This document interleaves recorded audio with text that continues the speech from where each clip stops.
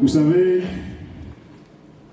dans le camp d'Israël, dans le campement, dans le désert, il y avait au centre le tabernacle, la tente d'assignation, la tente de l'Éternel. Tout autour du tabernacle, il y avait 4 sous-campements, si je peux appeler ça comme ça. Donc au nord du tabernacle, au sud du tabernacle, à l'orient du tabernacle et à l'occident du tabernacle. Il y avait 3 tribus par chaque point de vent. 3 tribus par chaque point de vent. Les 3 tribus qui étaient au nord, si on les interrogeait sur ce qu'ils voyaient du tabernacle, ils allaient dire, bon, nous voyons telle chose du tabernacle. Les 3 tribus qui étaient au midi, si on les interrogeait sur ce qu'ils voyaient du tabernacle, ils allaient dire, non, nous ne voyons pas ce que les autres ont dit, nous voyons plutôt ça. Ceux qui étaient à l'Orient et ceux qui étaient à l'Occident diraient eux aussi, ah non, on n'est pas d'accord avec ceux qui sont au septentrion parce que nous on ne voit pas ça, nous on voit plutôt ceci. Mais quand le Seigneur le permet, quand le Seigneur fait grâce, les 4 sous-campements se mettent ensemble et se complémentent ensemble. Ceux qui sont au midi disent non, vous n'avez pas vu la vision que nous avions du tabernacle, mais nous vous la donnons. Vous aussi, nous n'avions pas vu la vision que vous aviez du tabernacle, mais puissiez-vous nous la donner. Ça se fait dans l'amour. Et comme ça, on peut gommer les erreurs des uns des autres, dans l'amour et dans un bon esprit, sans avoir à prendre plaisir à critiquer, à lancer des cailloux ou encore des flèches. Amen. Amen. Et cette image des 4 campements avec le tabernacle est précieuse. Parce que ça montre que dans le peuple de Dieu, le tabernacle est au centre. Le tabernacle, c'est là que descendait la gloire. Le tabernacle est l'image de Christ lui-même, parce qu'il est le véritable tabernacle de Dieu. Et donc dans le peuple de Dieu actuel qui est l'Église, dans la dispensation de l'Église, Christ doit donc être mis au centre. C'est pourquoi l'Église fonctionne de manière christocentrée, ou doit fonctionner de manière christocentrée. C'est pourquoi Christ seul doit être au centre et lui seul doit revêtir la gloire. Ce n'est pas les 4 campements qui avaient la gloire. C'était le tabernacle qui recevait la gloire, qui était le réceptacle seul de la gloire. Amen, amen. Amen. Alors on bénit Dieu pour cela. Je disais, on ne va pas voler, on va courir, on va rester à terre. Le but est ici, par manière de parler, de s'exprimer dans le parvis. Parce que je voudrais évangéliser aujourd'hui. Dans la mesure où ça se prête à l'occasion, n'est-ce pas? Amen. On a dit croisade d'évangélisation, n'est-ce pas? Amen. Alors évangélisons. Amen. C'est pourquoi je disais d'entrée, j'espère qu'il y a, ne fût-ce qu'une seule âme, ici, qui n'a encore jamais entendu parler d'évangile. De sorte que dans le ciel, ce soir, quand nous aurons fini, qu'une grande joie éclate dans le ciel, une grande célébration éclate dans le ciel, pour cette âme qui plaise à Dieu, aura été touchée par l'évangile, aura été touchée par la grâce de notre Seigneur Yahushua Mashiach. Amen. Amen. Assez rapidement, on a dit l'Esprit du Seigneur est sur moi. Ce texte, cette écriture, nous la voyons dans Luc chapitre 4, à partir du verset 18. J'aimerais, pour l'occasion, m'exprimer en 3 temps, pour ne pas dire en 3 points. Le premier point, j'aimerais faire une rétrospective de la ténacité de la réprobation en l'homme, homme avec grande tâche, en l'humanité, la ténacité de la réprobation, en balayant aussi notre actualité, en balayant ce qui se passe également aujourd'hui, depuis la chute d'Adam. En second point, j'aimerais vous montrer qu'après les mauvaises nouvelles que nous allons entendre en ce qui concerne la ténacité de la réprobation, après ces mauvaises nouvelles, en second point, par la grâce de Dieu, j'aimerais que nous aborderions la bonne nouvelle. Parce qu'il y a beaucoup de mauvaises nouvelles. Mais la bonne nouvelle, il n'y en a qu'une seule. En troisième point, et c'est valable non seulement pour les non-croyants, mais même pour nous qui sommes déjà croyants. En troisième point,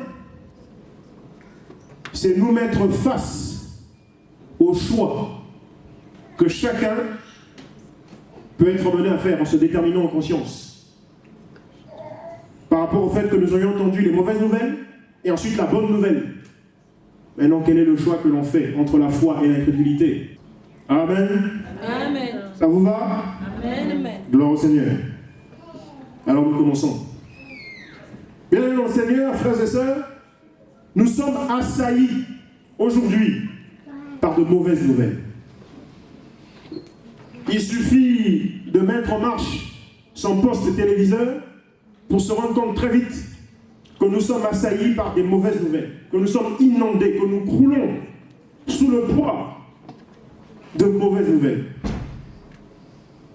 J'ai mon responsable hiérarchique au travail qui me disait « Moi, je ne suis plus les infos à la télé. » Il ne veut plus suivre les infos à la télé. Et je lui disais « Mais pourquoi ?» Il me disait « Mais Cédric, quand je suis les infos à la télé, je dors mal. Dans la mesure où tout ce qu'ils disent, c'est de mauvaises nouvelles. Tout ce qu'ils disent, c'est des guerres et des bruits de guerre. Tout ce qu'ils disent, c'est la misère, c'est la famine, c'est la souffrance. » Et je ne le lui ai pas dit, mais j'ai pensé. Elle dit, mais n'est-ce pas là le Seigneur qui me parle? Tout ce qu'il décrit là, Matthieu chapitre 24 nous l'a dit. Et à cause de ça, il ne veut plus mettre en marche son poste téléviseur. Il ne veut plus suivre les infos. Moi aussi, je ne suis plus les infos à la télé. Mais pas pour les mêmes raisons que lui. Moi, je ne suis plus les infos à la télé simplement parce que il y a un conférencier essayiste qui s'appelle Michel Collomb, que j'ai eu la chance de suivre, qui a fait la démonstration qu'à la télé, ils ne disent que des mensonges aujourd'hui. En dehors du divertissement qu'ils peuvent faire sur les téléréalités, à côté de ça, et les quelques séries telenovelas dont on a déjà parlé ici, surtout nos sœurs raffolent, en dehors de ces choses, ils ne disent que des mensonges, au journal et compagnie. Ils ne font que de la propagande. Ils ne font que la fabrique du consentement. Et Michel Collomb appelle ça les médias mensonges. Alors je ne veux plus suivre la télé. Parce que je ne veux plus être lobotomisé. Je ne veux plus continuer à être lobotomisé par ces gens-là. Et voyez-vous, pour revenir sur une chose, les mauvaises nouvelles. Regardez, un exemple tout bête. Quand vous recevez, la plupart d'entre nous, nous recevons ces choses. Des messages WhatsApp. En général. Vous voyez, je me souviens encore d'une vidéo, et je disais à mon épouse, il y a... Maman Hélène est assise quelque part, non? Excusez-moi. Souvent, elle nous envoie, pour ceux qui connaissent Maman Hélène, c'est ma mère. Souvent, elle nous envoie des vidéos qui font beaucoup peur à mon épouse, mais qui ont fini par me faire peur à moi aussi. Donc du coup, j'évite et j'ai très peur de suivre les vidéos qu'elle envoie, je ne clique pas. Et après, elle me dit, quand elle m'appelle, elle dit, Cédric, tu as regardé les vidéos que je t'ai envoyées? Je dis, non maman, je ne l'ai pas regardé. Et je ne la mens pas, je lui dis la vérité, je dis, non maman, je ne l'ai pas regardé. Ah, mais pourquoi? Je me suis donné la peine d'envoyer. Je dis, oui, mais je t'avais dit, tes vidéos nous font peur. Pourquoi? Il n'y a pas si longtemps, une femme, là je ne sais pas s'ils étaient mariés, mais en tout cas, ils étaient hommes et femmes, dans le sens de hommes et femmes, dans le sens biblique. Et cette femme va filmer son mari en train de crever. Son pseudo-mari, je ne sais pas, en train de crever. Et en train de lui dire en lingala, pour ceux qui connaissent cette langue, Ozo salanga boyebo na nini? Yo mutu oyo, ozo salanga yo mobali oyo. Ce qui signifie, je traduis pour ceux qui ne pourraient comprendre, toi, monsieur, pourquoi tu me fais ça? Et qu'est-ce qu'elle entend par pourquoi tu me fais ça? Il était en train de mourir. Et avec cette femme dans son lit. Alors la dame, plutôt que de le secourir, plutôt que d'appeler les pompiers, plutôt que d'appeler le SAMU, plutôt que d'appeler les médecins et même les voisins déjà, pour faire ne serait-ce que les premiers secours, elle file, et elle filme en direct sur Facebook. Elle le laisse crever. Ah là là là là, misérables que nous sommes si nous avons une femme comme ça dans notre vie. Misérables que nous sommes. On est dans une génération de voyeurisme, où le voyeurisme est poussé à son comble. Et on a des jeunes compatriotes camerounais qui illustrent ça bien dans l'humour. Il y avait une fille qui se faisait agresser. Ils ont fait un petit théâtre comme ça, un petit sketch. Une fille se faisait agresser. Et il y a un jeune qui passe avec son téléphone et qui dit « Ah oui, oui, voilà, alors je suis dans la rue Thon, nous sommes à Douala. Oh là là, ça a tchakalisé ici. Bon, il y a déjà 40 morts, etc. etc. » Il a envoyé son film en direct sur Facebook pour avoir du buzz, pour avoir plus d'amis sur Facebook, pour avoir plus de likes sur Facebook. Ça, c'est des mauvaises nouvelles. Le voyeurisme poussé à son comble. Quand il arrive une situation aujourd'hui, le premier réflexe, « Ah, je vais filmer, je fais le buzz sur YouTube, hein, Facebook, je vais filmer. »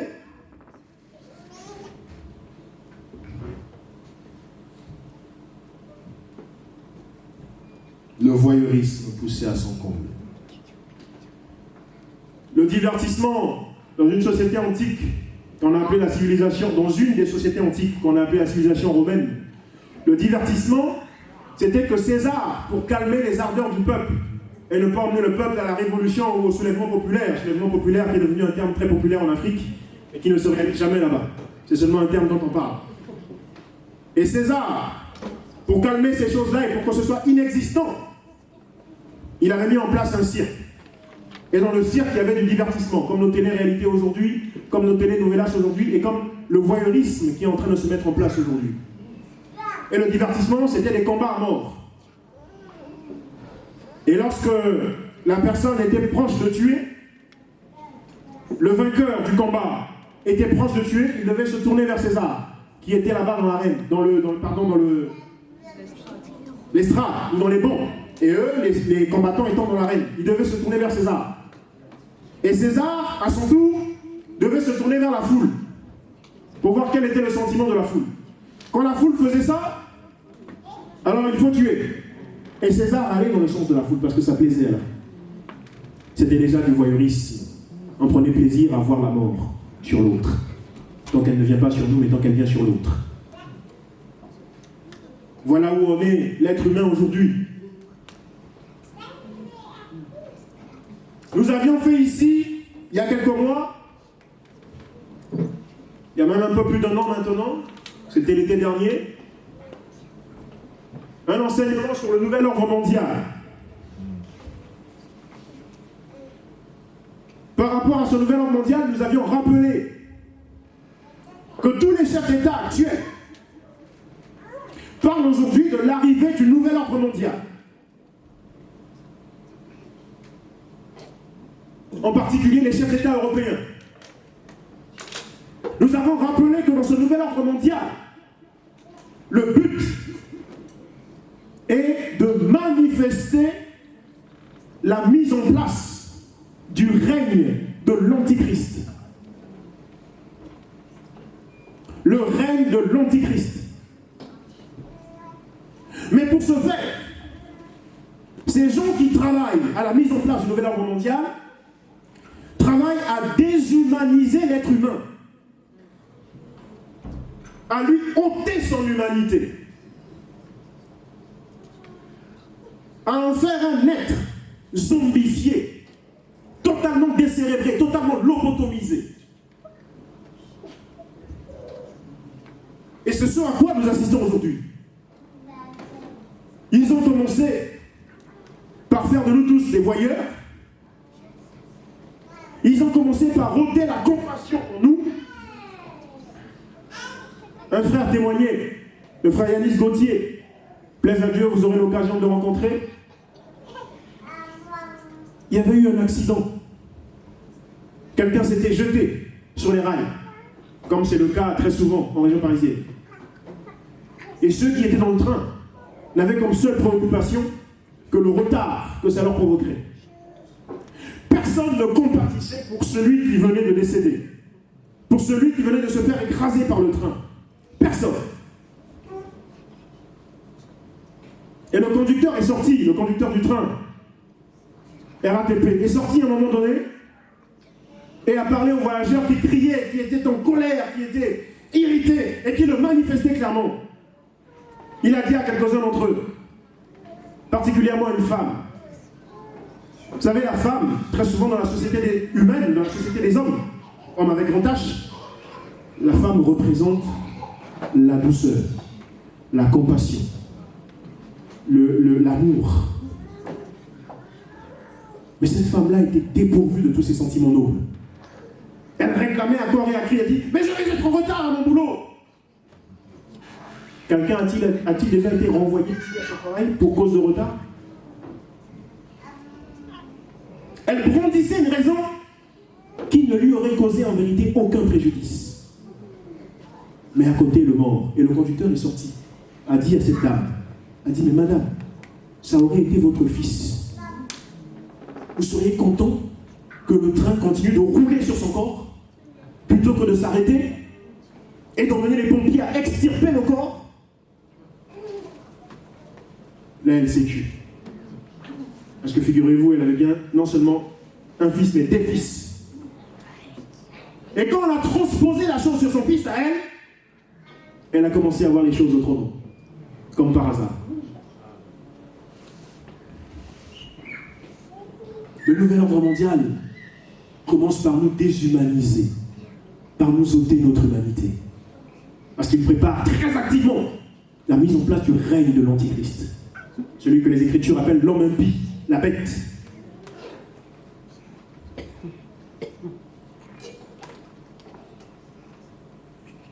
Il est non seulement en train de détruire les familles, en enseignant l'avortement, que d'ailleurs des soi-disant pasteurs ou des soi-disant frères qui réclament des ministères imaginaires qui n'existent que dans leur tête, prônent l'avortement. En réclamant l'homosexualité, en faisant d'ailleurs qu'aujourd'hui, ce soit devenu un délit de parler d'homosexualité. Ce soit devenu un délit. En réclamant la théorie du genre, en enseignant aux enfants de 2 ans, 3 ans, 4 ans que tu n'es ni une fille ni un garçon, mais que tu sauras à l'âge adulte seulement si tu es une fille ou si tu es un garçon. C'est-à-dire que le sexe ne détermine plus qui on est, ne détermine plus notre genre. Et ils appellent ça la théorie du gender, théorie du genre, autrement dit en français. Et ils enseignent ces choses aux enfants de 2 ans, 3 ans, qui n'ont même pas encore la connaissance de la réalité de ces choses-là. Ils attaquent déjà la racine. Pour être sûr que c'est tout l'arbre qui sera pourri. Parce que si on attaque les branches, les racines demeureront saines. Si on attaque le tronc, l'arbre repoussera. Et si on attaque la racine, on est sûr que plus rien n'ira. En disant aux enfants, dans nos écoles maternelles, ah mais la famille, il y a plusieurs types de familles. La famille, c'est pas seulement papa, maman. La famille, il y a plusieurs types de familles, c'est aussi papa et papa. C'est aussi maman et maman. Ou c'est aussi papa et le chien. Papa et la chienne, pour parler précisément. Ou maman et le chien. Comme on peut voir en Australie, les mariages homme-chien. La zoophilie devient monnaie courante. L'Union européenne s'active à faire valider ce genre de loi. C'est pourquoi, dans leur projet de mariage pour tous, qu'ils ont fait porter par Hélène Taubira, ils ont bien pris soin de ne pas dire mariage pour homosexuels, Mais ils ont dit mariage pour tous. Dans le pour tous, ça cache beaucoup de choses. J'aurai le droit de me marier avec ma chaise. J'aurai le droit de me marier avec mon véhicule. J'aurai le droit de me marier avec mon chat, mon perroquet, mon animal de compagnie. Ainsi de suite. Il faut détruire la famille, il faut déshumaniser l'homme.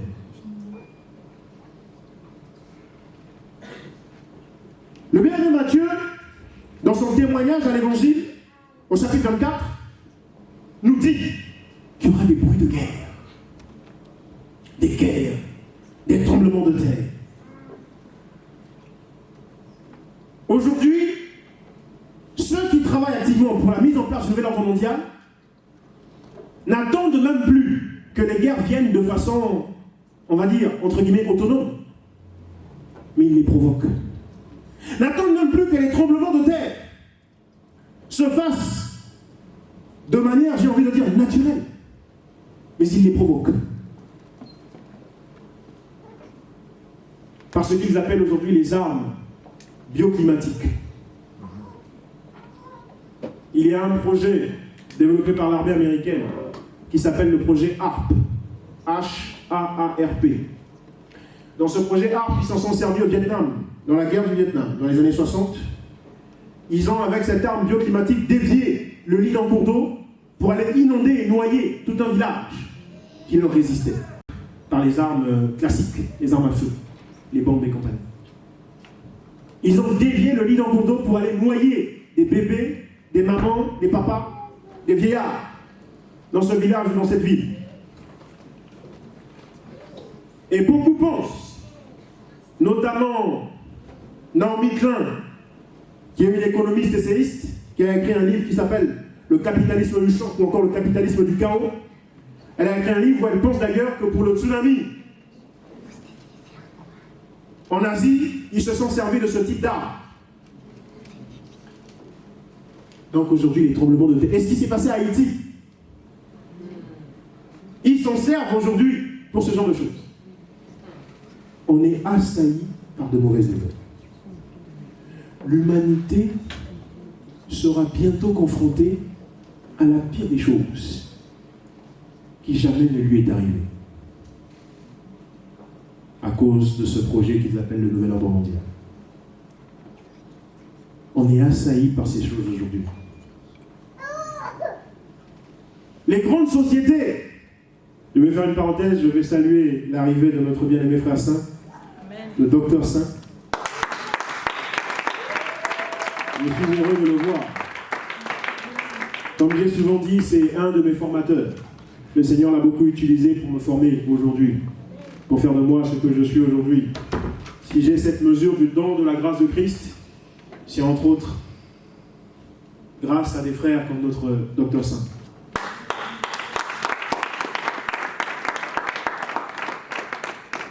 Et ce n'est pas de l'idolâtrie, ce n'est pas du satanisme, ce n'est pas une hérésie ou une apostasie que de savoir rendre hommage à qui de droit. Amen. Amen. Amen. Il m'a beaucoup apporté, ce frère. Je clôt la parenthèse. Je disais donc que les grandes firmes aujourd'hui qui prônent le développement durable, qui prônent l'amour, peace and love, qui prônent des dictants que je ne me permettrai d'ailleurs pas de dire ici, par bienséance. Ils disent faites ceci et pas la guerre.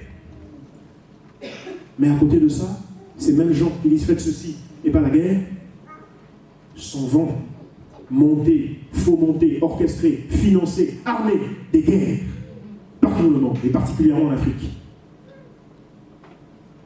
C'est le cas au Congo-Kinshasa, avec ce qui se passe à l'est du Congo. Le bien-aimé frère, dans son témoignage, a parlé de Kisangani, qui est effectivement à l'est. Je ne sais pas si Kisangani se trouve dans la zone donc, des conflits, je ne sais pas. Au nord Kivu. Kisangani, c'est au nord Kivu.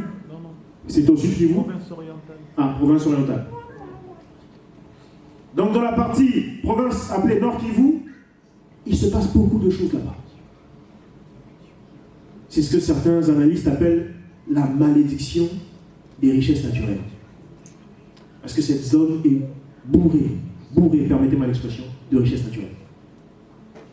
Et le viol est utilisé là-bas comme arme de guerre. On viole jusqu'à des bébés.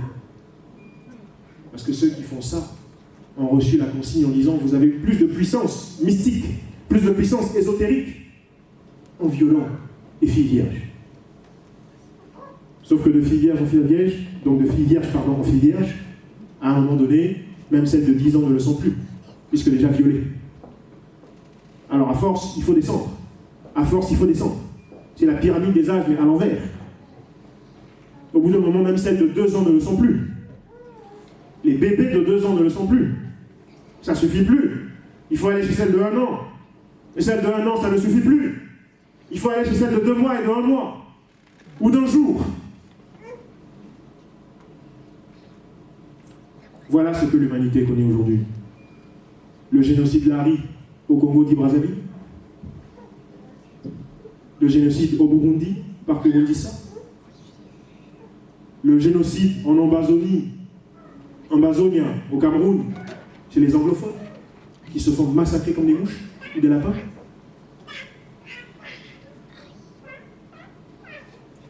Au Gabon, un chef d'État qui n'hésite pas à tirer comme ça, comme c'est devenu très à la mode, sur les populations, qui se lèvent simplement pour dire non, tu as volé notre vote. On n'a plus que ça aujourd'hui, ce genre de choses. Des maladies qui n'en finissent pas de sortir de nulle part, le chikungunya, l'Ebola, qui dit tant sont fabriqués dans des laboratoires, et ensuite servent d'expérience en le donnant bien sûr aux Africains en Afrique, puisque c'est le seul peuple aujourd'hui qui n'a pas les moyens de se défendre. L'Afrique qui sert de paillasson au reste de l'humanité.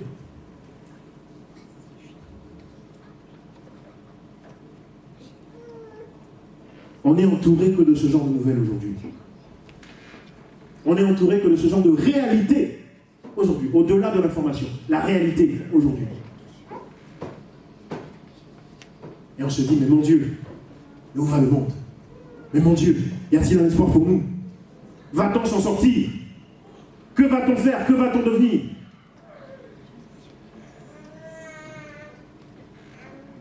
Et j'aime beaucoup rendre témoignage aussi à un homme qui m'est très cher, qui n'est plus, c'est vrai, dans le naturel. Mais le Seigneur a dit, celui qui est en moi, quand même il mourra, il vivra. Et donc je crois que ce frère vit toujours dans la gloire. Le frère Moukou Albert. Parce qu'il a parlé de ces choses avant nous autres. Quand on essaie de relever la température dans le monde aujourd'hui, rien ne va.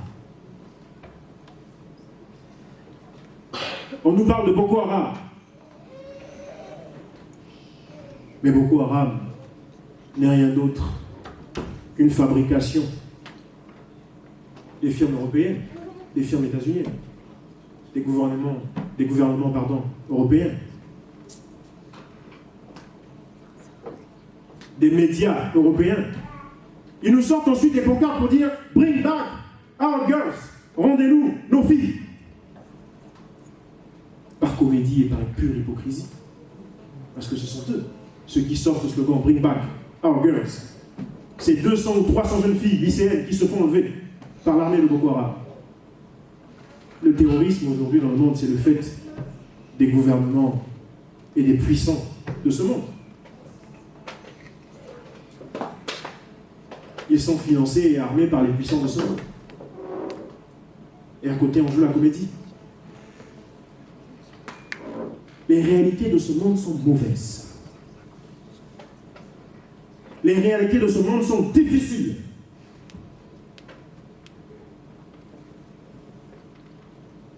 Attali, Jacques Attali, véritable apôtre du nouvel ordre mondial, véritable apôtre du satanisme pur et dur, satanisme international. Attali a dit très clairement, il faut détruire la démocratie en Europe. La démocratie en Europe doit être détruite. Parce que l'Europe est encore le seul territoire où la démocratie résiste un petit peu. Mais il faut la détruire pour la mise en place du nouvel ordre mondial.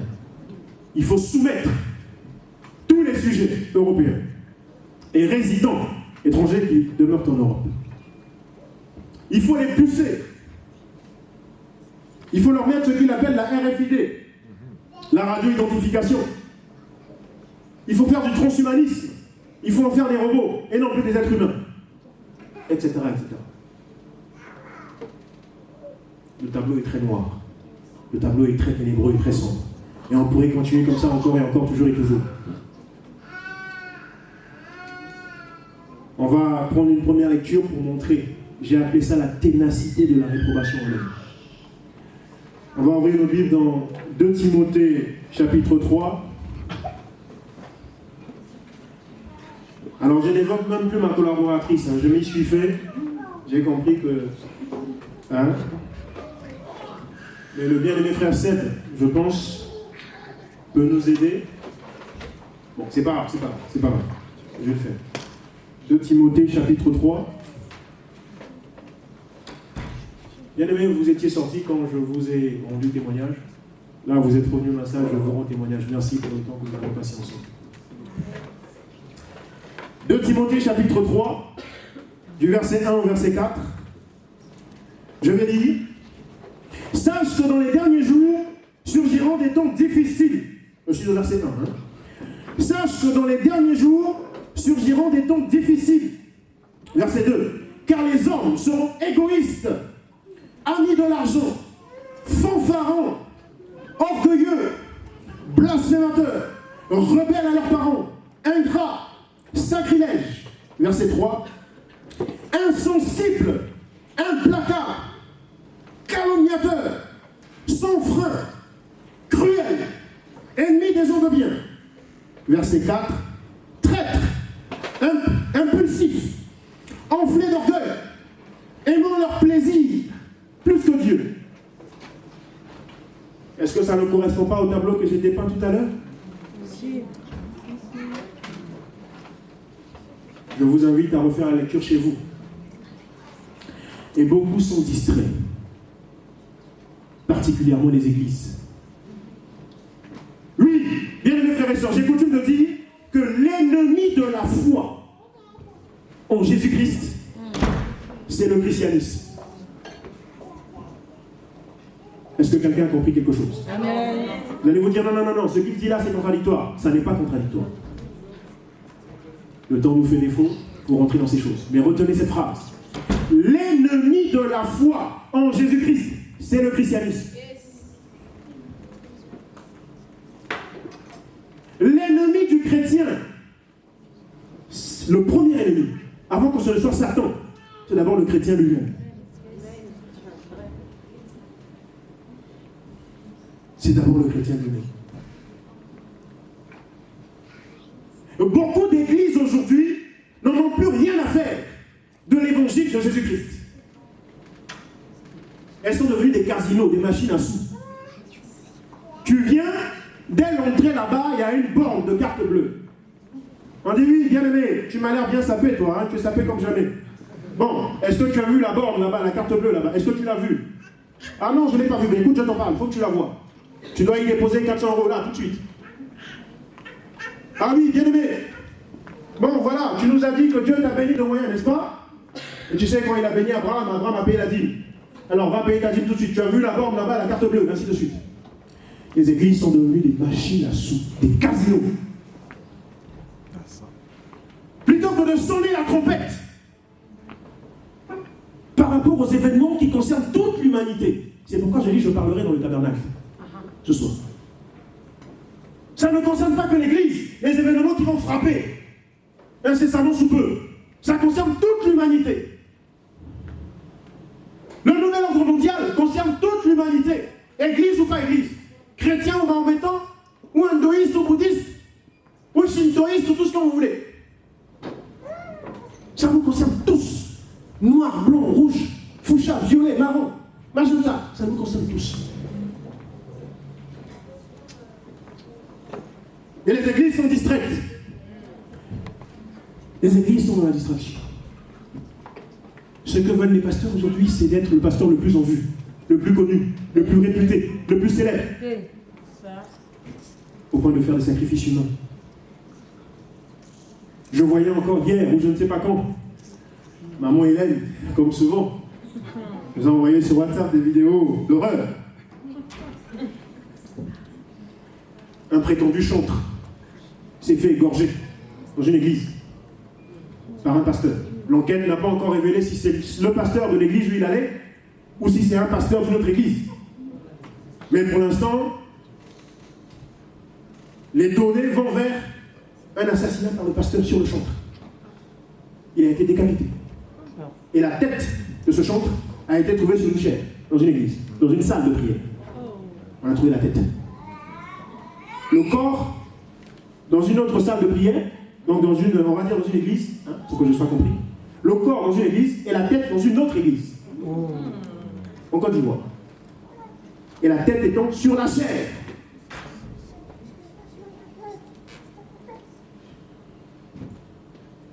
Parce que les chrétiens aujourd'hui ne sont pas intéressés par le Seigneur. Ils ne veulent pas du donateur, ils veulent du don. Je veux être le meilleur pasteur. Je veux être le meilleur prédicateur. Quand je prêche, que tout le monde vienne me faire des éloges. Il y a frère Cédric qui a prêché les mystères. Frère Cédric, le frère Saint t'a bien enseigné. Le frère Saint t'a bien formé. Frère Cédric, le frère Martin, Iniengo, t'a bien formé. Le frère Évrard aussi, t'a bien transmis les choses. Je veux être celui qui fait des miracles. Quand j'ai fait des miracles, que notre pasteur, et même les frères Antonio, viennent nous dire: ah oui, frère Cédric, tu es le seul à faire des miracles dans l'église aujourd'hui, des miracles authentiques, etc., etc. Mais on n'est plus intéressé par Christ ni par son évangile. On n'est plus intéressé par le salut des âmes. On est devenus tous stupides, avides, escrocs, tous, manipulateurs, les hypnotiseurs. Les pasteurs sont dans l'hypnose aujourd'hui. Ils hypnosent leur auditoire, ils hypnosent des frères et des sœurs pour ensuite pouvoir tout faire sur ces personnes-là.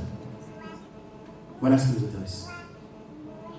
Et c'est ce que dit 2 Timothée chapitre 3. Et le bien-aimé frère Paul a dit, dans le livre des Actes là-bas, il dit: je sais qu'après mon départ, viendront plusieurs loups. Et donc tout ça fait peur. J'ai coutume de dire que sur 100 églises aujourd'hui prises au hasard, 100 églises prises au hasard, 90 sont des synagogues de Satan. 90 ne sont pas des églises. Sur les 100, 10 seulement sont des églises. C'est pourquoi on a des pasteurs aujourd'hui qui nous disent, qui passent le temps à maudire les gens. Je te maudis, je te maudis. Le pasteur Évrard est maudit. On attend seulement que la malédiction s'accomplisse dans sa vie. Ainsi de suite. Et ceux qui parlent comme ça sont eux-mêmes soi-disant pasteurs.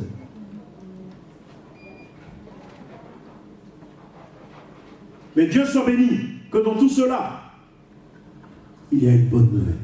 Amen.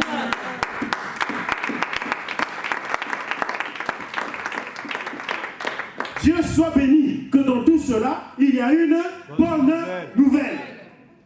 Les mauvaises nouvelles sont plurielles. La bonne nouvelle est singulière. C'est pourquoi sans plus tarder, on va aller lire dans Luc, au chapitre 4, verset 18. Luc au chapitre 4 et le verset 18. Excusez-moi, j'en étais un petit peu loin. Luc chapitre 4, à partir du verset 18.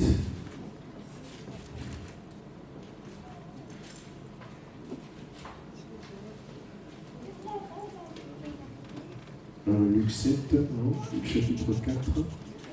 J'y arrive presque, excusez-moi. Chapitre 4, donc à partir du verset 18, je vais lire. L'Esprit du Seigneur est sur moi, parce qu'il m'a oint pour guérir ceux qui ont le cœur brisé, pour annoncer la bonne nouvelle aux pauvres. Il m'a envoyé pour proclamer aux captifs la délivrance, et aux aveugles le recouvrement de la vue, pour renvoyer libres les opprimés, pour proclamer une année de grâce du Seigneur. Oh, le temps nous manquerait. Mais j'aimerais juste le début et la fin de ce texte. Le début ici, c'est ce que je lis en disant: l'Esprit du Seigneur est sur moi parce qu'il m'a oint pour annoncer la bonne nouvelle aux pauvres. Et la fin dit, pour proclamer une année de grâce du Seigneur. En plus loin, l'Écriture nous enseigne que la bonne nouvelle du royaume, c'est la bonne nouvelle de la grâce de notre Seigneur. Amen. La bonne nouvelle du royaume, c'est la bonne nouvelle de la grâce de notre Seigneur. C'est pourquoi, si tu as été, depuis tout à l'heure que j'ai commencé à parler, terrorisé, affligé, apeuré, épouvanté, par ce que j'ai pu dire, et bien maintenant tu peux te ragaillardir. Maintenant tu peux lever la tête. Parce que maintenant, après avoir fait ce constat, après avoir dépeint ce tableau sombre, je vous annonce encore une fois qu'il y a une bonne nouvelle qui a été réservée. Alléluia!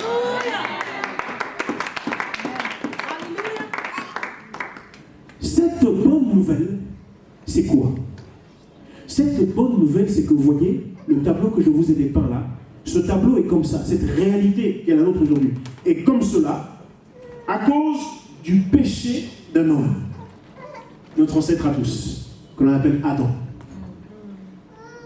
À cause du péché d'Adam, nous connaissons cette réalité-là, qui est la nôtre aujourd'hui.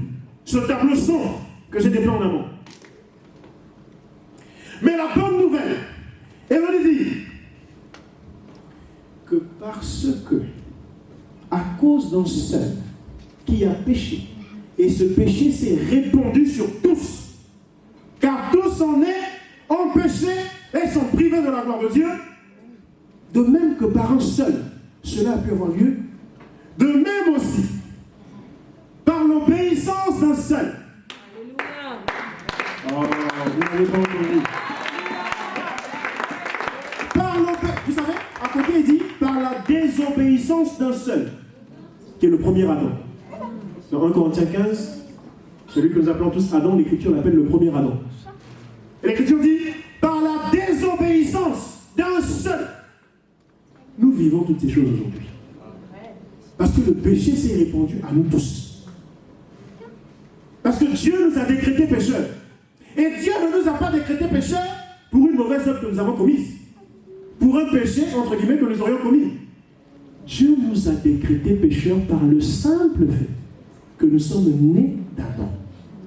C'est-à-dire, en clair, quand nous étions encore dans le sein de nos mères, dans l'utérus de nos mamans, alors que nous n'avions posé aucun acte mauvais, ni d'ailleurs aucun acte bon, nous n'avions simplement posé aucun acte du tout, Dieu a dit, voici un pécheur. Dieu a dit, voici une pécheresse. Dieu a dit, Cédric, cet œuf qui est dans le sein, dans l'utérus de maman Hélène, au moment où j'y étais, a dit, voici Cédric un pécheur. Je n'avais fait ni bien ni mal. Que Dieu a dit, voici Cédric un pécheur. Pourquoi? À cause de la désobéissance d'Adam.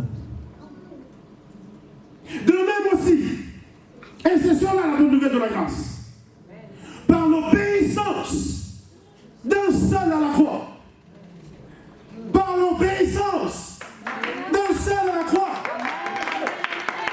Dieu, le Seigneur Yahshua, qui est notre Dieu, n'a pas attendu que Cédric fasse une œuvre bien ou mal.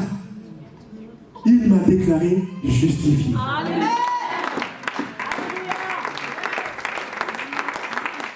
Si quelques-uns n'ont pas compris ce que c'est que justifier, selon Dieu, il m'a déclaré non pécheur.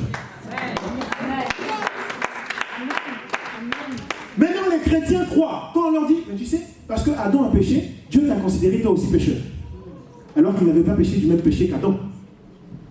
Mais ils croient cela, parce qu'ils disent, oui, c'est l'écriture, nous prenons l'écriture. D'accord. Maintenant, quand on leur dit, mais voici la bonne nouvelle. Voici la grâce. Voici cette année de grâce. Une année de grâce. C'est que, par l'obéissance de Jésus, Dieu n'attend plus que tu poses une bonne ou une mauvaise œuvre. Il te déclare déjà non pécheur. Ça, les chrétiens ne veulent pas croire. Ils disent non, c'est trop facile. Mais pour Adam aussi, c'était trop facile. Parce que moi, je n'ai pas été dans le jardin avec Adam. Je parle dans le parvis. Je n'ai pas été dans le jardin avec Adam. Vous, là, vous n'avez pas été dans le jardin avec Adam. Mais ça a été trop facile. Dieu a dit non, vous avez commis le même péché qu'Adam. Maintenant, l'obéissance, le même péché qu'Adam qui était la désobéissance d'Adam. Manger le fruit là n'était qu'une conséquence du péché, d'accord? Et maintenant, Dieu dit, de même que Christ à la croix est monté tout seul, sans moi, sans vous, sans... Je suis dans le parvis. Je parle parce que j'ai des docteurs aussi. Christ est monté sans vous à la croix. Il est monté seul. Il a obéi seul. Comme Adam avait désobéi seul. Christ a obéi aussi seul. Mais voici, je vous impute le bénéfice de l'obéissance de Christ. Recevez. Ça, les chrétiens ne veulent pas croire. Ils disent non. Il faut d'abord que je fasse une bonne œuvre. Il faut d'abord que je sois un homme bon. Il faut d'abord que je sois un homme généreux. Nous l'avons déjà dit, bon, généreux, bienséant, bienveillant, nous devons l'être. Mais Dieu n'a pas attendu que nous le devenions pour nous considérer non pécheurs. Désormais, Dieu ne nous considère plus pécheurs. Désormais, cette réprobation et cette ténacité de la réprobation qui nous maintenait captifs sous la puissance du péché, Dieu nous a délivrés de ça. C'est pourquoi il dit pour envoyer libre les captifs. Nous ne sommes plus captifs. Parce que celui qui avait l'onction, l'Esprit du Seigneur m'a envoyé. C'est qui dit ça? C'est pas Cédric. Cédric ne fait que lire. Mais celui qui dit ça, c'est le Seigneur Yahushua au jour de sa chair, sur terre. Vous savez, c'était à Nazareth, dans sa région, dans sa province, à Nazareth. Il arrive un jour de sabbat, après qu'il ait fait les 40 jours dans le désert. C'est-à-dire d'abord après le baptême de Jean, ensuite après les 40 jours dans le désert, 40 jours de jeûne. À propos des 40 jours de jeûne, vous savez, les chrétiens sont devenus tels qu'on abuse beaucoup de notre naïveté. On est devenu naïf. Vous savez, quand je dis ça, ce n'est pas une injure, excusez-moi, parce que je m'inclus moi-même là-dedans. Et je ne m'injurerai pas, soyez rassurés. Donc si je m'inclus, c'est que ce n'est pas une injure, c'est un constat, c'est une constatation. On est devenu tellement naïf que tout le monde abuse de nous. Une femme va se lever, quelque part là-bas, elle va dire, moi j'ai jeûné 100 jours. Et on va l'appeler Maman 100 jours. On va l'inviter sur tous les plateaux télé. Maman 100 jours, viens nous bénir. Maman 100 jours, viens nous raconter tes 100 jours de jeûne. Et la dame vient gardement, oui, moi j'ai jeûné 100 jours, je suis là, etc. J'ai la puissance de Dieu. Dans la Bible, ceux qui ont jeûné suffisamment longtemps sont seulement 3. On a Élie, et ils ont jeûné le même nombre de jours, qui a fait 40 jours. Élie a fait 40 jours. On a le Seigneur Yahushua, qui a fait 40 jours. Et on a qui encore? Moïse, qui a fait 40 jours sur le Sinaï. Quand justement le peuple a dit, celui-là, ça fait 40 jours qu'il est monté, on ne l'a plus vu. Mais sur le sommet de la montagne, on sait qu'il n'y avait pas de nourriture, on sait qu'il n'y avait pas d'eau. Ça veut dire que ça fait 40 jours qu'il est en train de jeûner là-bas.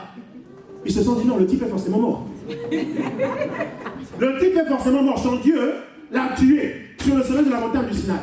Donc nous, on va maintenant se faire un autre Dieu, Baal, le vaudor. Il n'y a eu que 3 personnes. Élie, Moïse et le Seigneur Yahushua.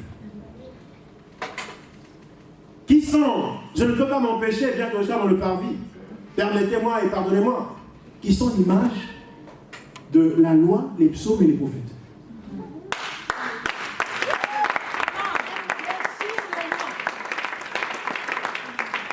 La loi, les psaumes et les prophètes. Ce sont ces 3 personnes-là qui ont jeûné 40 jours. Si aujourd'hui, moi, je viens m'aventurer, je dis, je vais jeûner 50 jours, plus que ces gens-là, je vais mourir.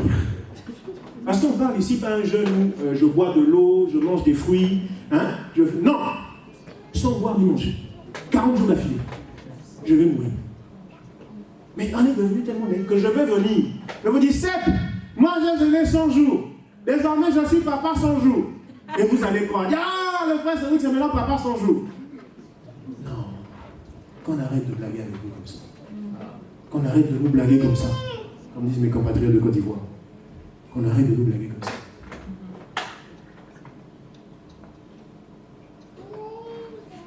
Et donc le Seigneur, disais-je, après avoir été dans le Jourdain avec Jean-Baptiste, et après être allé 40 jours dans le désert, quelque temps après, il s'en va chez lui à Nazareth.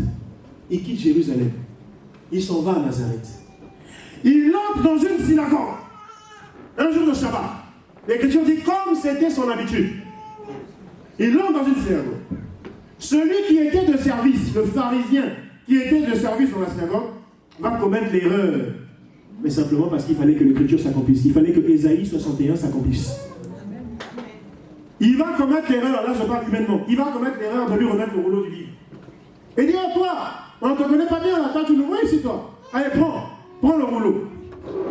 Le Seigneur, et on va lui remettre quoi? Le rouleau du livre Ésaïe. Il va dérouler le livre. Il va dérouler le livre.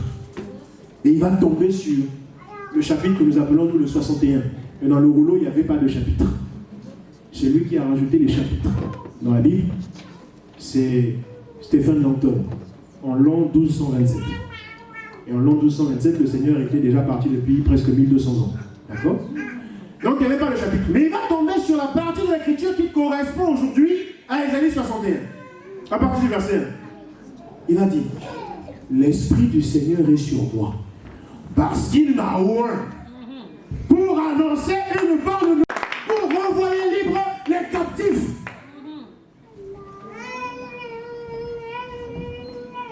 Pour guérir ceux qui ont le cœur brisé, pour proclamer la délivrance, pour donner aux aveugles le recouvrement de la vue, et pour envoyer libre les opprimés. Il va lire. Quand il va finir de lire, tout le monde dans la synagogue va être impressionné. Ils vont tous le regarder, tous le toiser comme ça, ils le regardent. Dis, mais c'est qui celui-là? Il va garder le calme un instant. Et quand il va ouvrir de nouveau la bouche, il va leur dire, aujourd'hui, cette écriture s'est accomplie. Alléluia! Aujourd'hui, cette écriture s'est accomplie. Et nous disons, c'est quoi la date d'aujourd'hui? Le 8. Le 8 quoi? Le 8 juin. Le 8 juin. 2019. Nous disons, ce 8 juin 2019. Oh, vous n'avez pas entendu, levez-vous, non? Ce 8 juin 2019, cette écriture s'est accomplie. Ce 8 juin 2019, cette écriture s'est accomplie.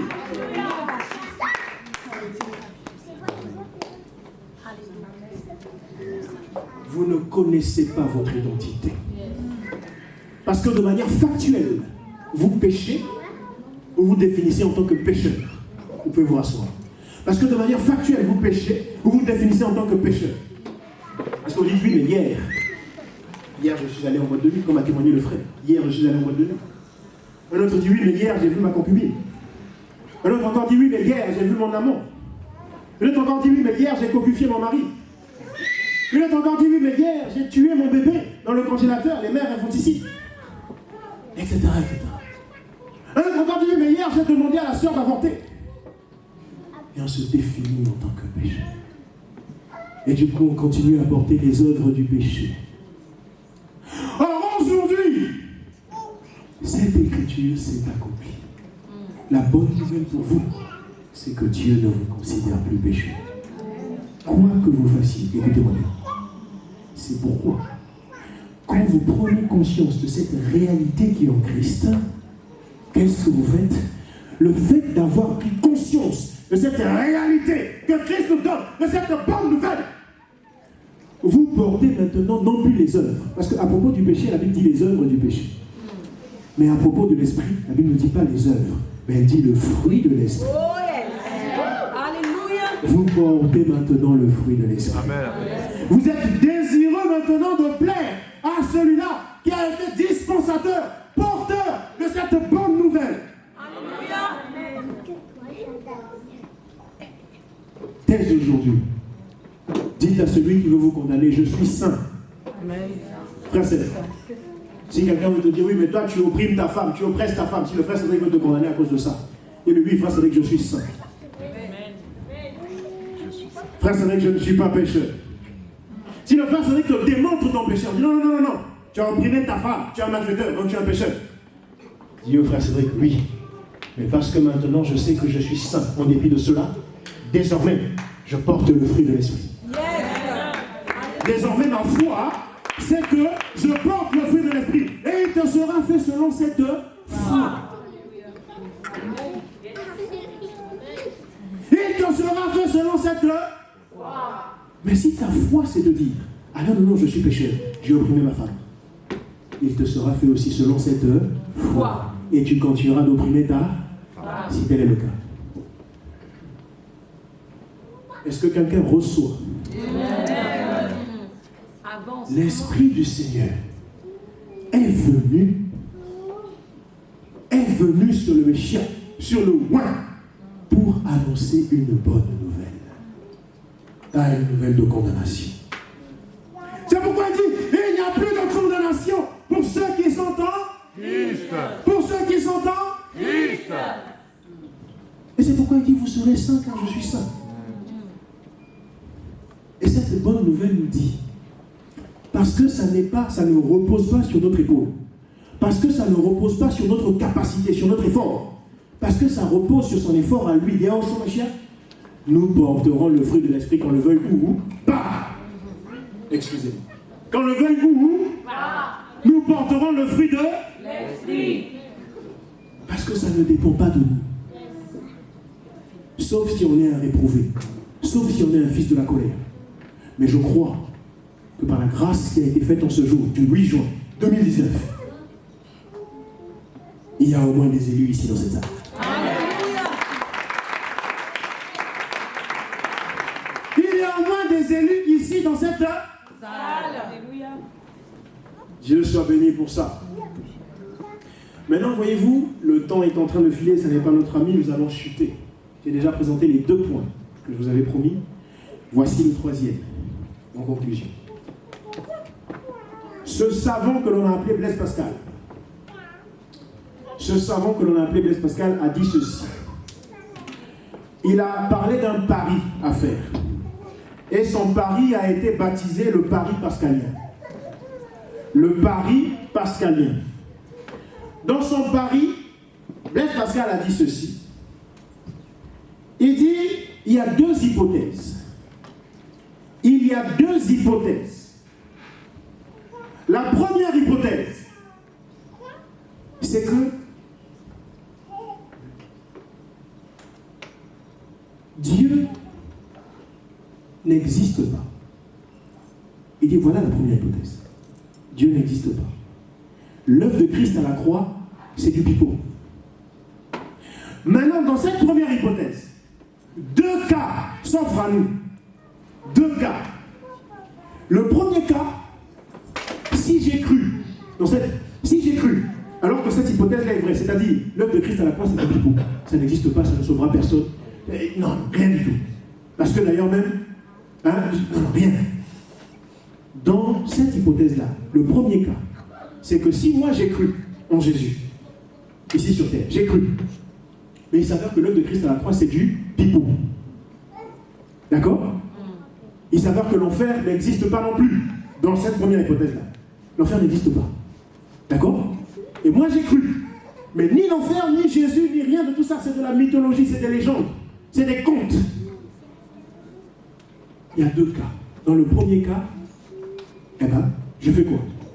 Par rapport à cette hypothèse. Dans le premier cas, est-ce que j'ai perdu quelque chose? Non. Je n'ai rien perdu. Est-ce que j'ai... Donc là, je n'ai pas perdu. D'accord? Maintenant, il y a une deuxième hypothèse. Une deuxième hypothèse. C'est que Jésus, ce n'est pas une légende. L'œuvre de Christ à la croix, ce n'est pas une légende. Tout ça est vrai. L'œuvre de Christ à la croix me sauve réellement, me justifie réellement. Maintenant, il y a 2 cas aussi. Ah oui, pardon, j'ai oublié, excusez-moi. J'ai oublié le deuxième cas de la première hypothèse. Le deuxième cas, c'est que je n'ai pas cru. Merci. Je n'ai pas cru. Là, je reviens à la première hypothèse, d'accord? C'est-à-dire, Jésus, c'est du pipeau. L'œuvre de Christ, c'est du pipeau. L'enfer, c'est du pipeau. Le nouvel ordre mondial, c'est du pipeau. L'antichrist, c'est du pipeau. Il n'y a rien de tout ça qui est vrai. Il n'y a rien de tout ça qui arrivera. L'enfer n'existe pas. Premier cas, j'ai cru. Est-ce que je perds? Non. Je perds pas. Deuxième cas, je n'ai pas cru. D'accord? Est-ce que je perds? Je ne perds pas. Premier cas, j'ai cru. Je ne perds rien. Deuxième cas, je n'ai pas cru. J'ai été incrédule. Je n'ai pas été de ceux qu'on appelait les chrétiens. J'ai refusé la foi. Je n'ai pas aussi perdu puisque j'ai vu c'est du pipeau. Et l'enfer, c'est du pipeau. Donc, dans les deux cas, dans la première hypothèse, je ne perds rien. Deuxième hypothèse. On est en train de chuter. Deuxième hypothèse. Premier cas. Déjà, parlons déjà de cette deuxième hypothèse. Là, Jésus, ça n'est plus du pipeau. C'est vrai. L'œuvre de Christ à la croix, ça n'est plus du pipeau. C'est vrai. Premier cas. Sur cette deuxième hypothèse. Premier cas. J'ai cru. D'accord? J'ai cru. Je gagne, n'est-ce pas? Puisque j'évite l'enfer. Je ne vais pas en enfer. Je suis donc gagnant. Puisqu'on est dans la seconde hypothèse. Hein. Jésus, c'est du vrai. L'œuvre de Christ à la croix, c'est du vrai. L'enfer, c'est du vrai. Et dans cette hypothèse, là, premier cas, j'ai cru. Mais je suis gagnant, non? Hein? Je suis gagnant. Maintenant, deuxième cas, je n'ai pas cru. Mais souvenez-vous, je suis dans l'hypothèse où Jésus, c'est du vrai. L'œuvre de Christ à la croix, c'est du vrai. L'enfer, c'est du vrai. Maintenant, je suis dans le deuxième cas de cette deuxième hypothèse. Je n'ai pas cru. Est-ce que je suis gagnant? Non. Je perds, non? Parce que je me retrouve où? En enfer. Je vous ai donné le pari de Pascal. Il dit deux hypothèses, avec chacune des deux hypothèses, deux cas. Dans ce pari de Pascal, Pascal dit dans la première hypothèse, quels que soient les cas, je suis ni gagnant ni perdant. Je ne perds rien. D'accord? Dans la seconde hypothèse, quand on considère la seconde hypothèse, il y a un cas où je suis gagnant, il y a un cas où je suis perdant. Alors, l'intelligence, même humaine, ne parlons même pas de l'intelligence selon Dieu. Non, non, non, non, non. Ah, la sagesse selon Dieu. Non! On est sur terre, on est dans le paradis. L'intelligence humaine voudrait que dans ce cas-là, j'écarte la première hypothèse, puisque de toutes les façons, là-dedans, je ne suis ni perdant ni gagnant.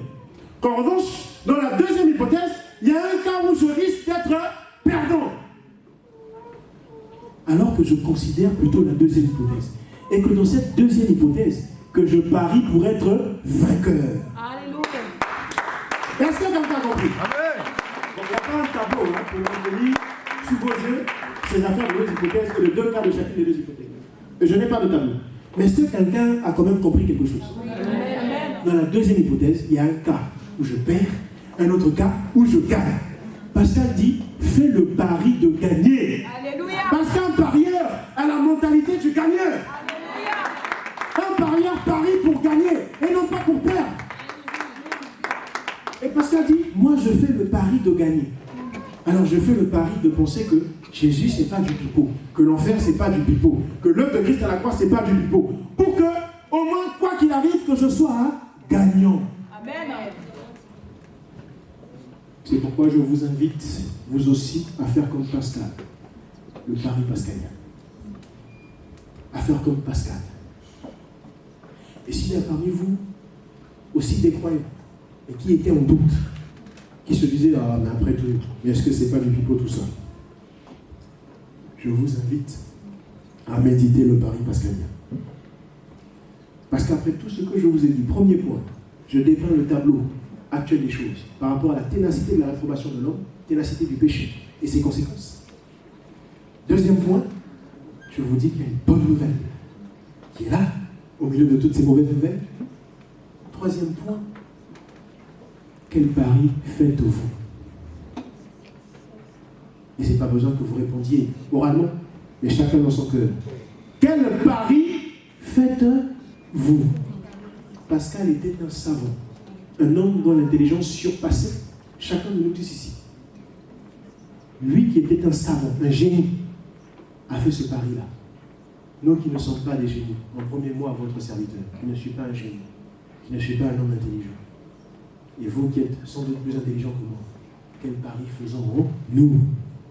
Que chacun médite sur ça. Parce qu'aujourd'hui, l'écriture d'Ésaïe 61, l'écriture de Luc 4, 18. C'est accompli. L'Esprit du Seigneur m'a oint pour vous annoncer ces choses. Que chacun médite dessus et je vous dis sur ce shalom église. Shalom.